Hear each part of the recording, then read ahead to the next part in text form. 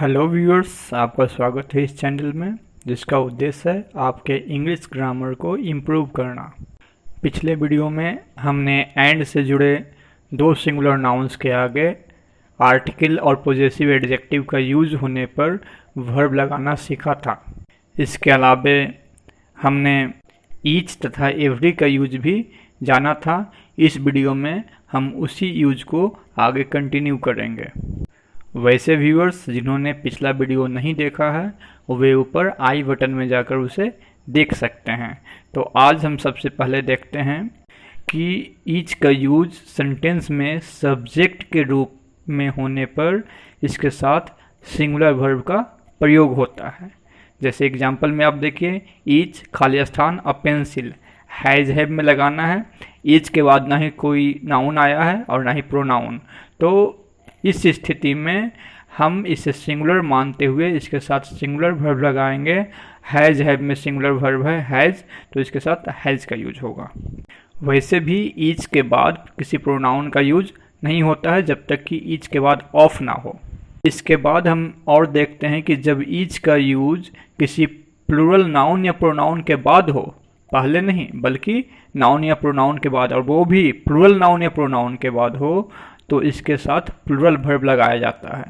जैसा कि हम एग्जाम्पल में देख सकते हैं, दे ईच खाली स्थान अ मोबाइल फ़ोन। तो ऐसी स्थिति में हैज़ या हैव में से चुनना है।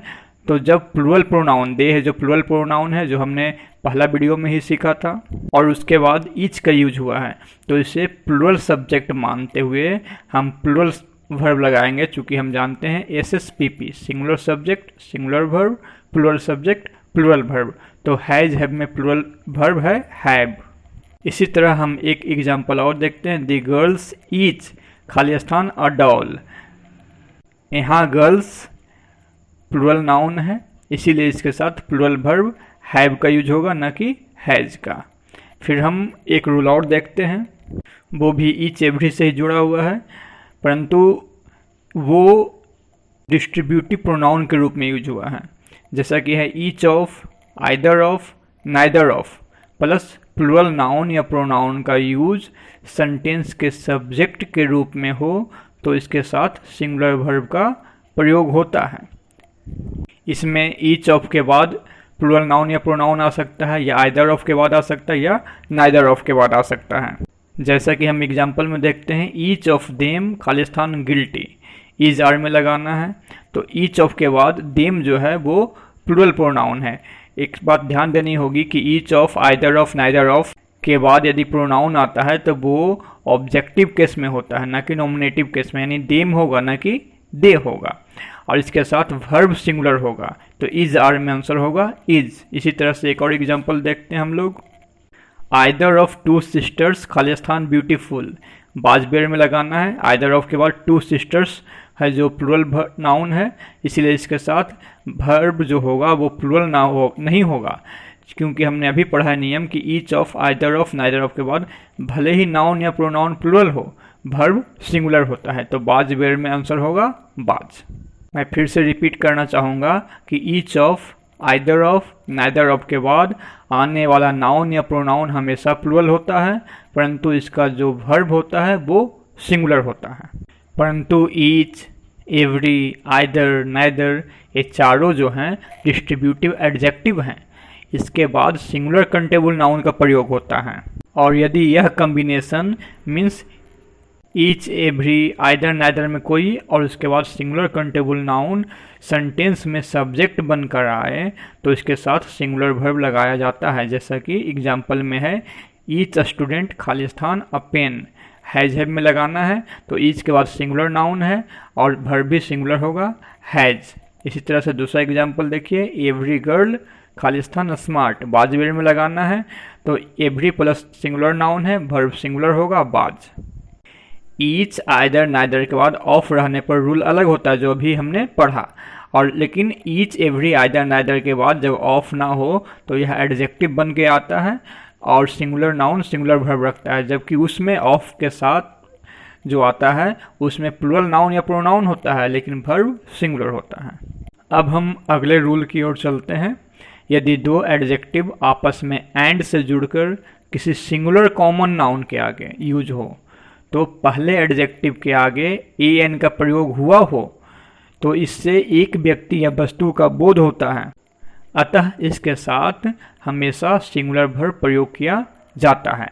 जैसा कि आप एग्जाम्पल में देखिए, a tall and a smart boy खाली स्थान टू सी यू। इसमें बॉय है जो कॉमन नाउन है, सिंगुलर कॉमन नाउन है, उसके आगे दो एडजेक्टिव हैं, टॉल एंड स्मार्ट। अब पहले एडजेक्टिव के आगे ए लगा हुआ है, ए टॉल, तो इससे समझेंगे कि एक ही बॉय, एक ही लड़का है जो टॉल भी है और स्मार्ट भी है, यानी सिंगुलर सब्जेक्ट है। और इसके साथ सिंगुलर वर्ब लगेगा, वांट या वांट्स में होगा वांट्स, चूँकि जब वर्ब में एस सी एस लगता है तो वो सिंगुलर हो जाता है। एक और एग्जाम्पल हम लोग देखते हैं, ए ब्राउन एंड वाइट काऊ खाली स्थान ग्रेजिंग देयर। यहाँ भी काऊ सिंगुलर कॉमन नाउन है जिसके आगे दो एडजेक्टिव ब्राउन एंड वाइट आए, और पहले एडजेक्टिव यानी ब्राउन के आगे ए का यूज हुआ है। इसका मतलब एक ही गाय है जिसका रंग ब्राउन और वाइट है। इसके साथ वर्ब लगाना है इज आर में, तो सिंगुलर होगा इज। पर एंड से जुड़े दोनों एडजेक्टिव के आगे ए एन का यूज हुआ हो, तो इससे दो व्यक्ति या वस्तु का बोध होता है, अर्थात सब्जेक्ट प्लुरल होता है, इसीलिए इसके साथ प्लुरल वर्ब लगाया जाता है। जिससे हम एग्जाम्पल से समझते हैं, a tall and A smart boy खाली स्थान टू सी यू। तो इसमें देखिए, नाउन तो सिंगुलर कॉमन नाउन बॉय है, लेकिन इसके आगे दो एडजेक्टिव टॉल एंड स्मार्ट है, दोनों के आगे ए का यूज हुआ है, यानी दो लड़के हैं, एक टॉल और एक स्मार्ट, यानी सब्जेक्ट प्लुरल है, इसलिए वर्ब प्लुरल होगा, वांट या वांट्स में होगा वांट। इसी तरह से एक और एग्जाम्पल देखते हैं, ए ब्राउन एंड अ वाइट काऊ खाली स्थान ग्रेजिंग देयर, ईजार में लगाना है।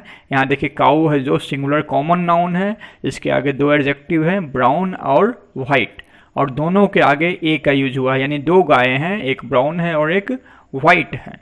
तो इसके अनुसार प्लुरल सब्जेक्ट मानेंगे और प्लुरल वर्ब का यूज होगा, इज आर में होगा आर। तो आज के वीडियो में इतना ही। इसके अगले वीडियो में हम और रूल्स को आगे बढ़ाएंगे और सीखेंगे। तब तक के लिए धन्यवाद।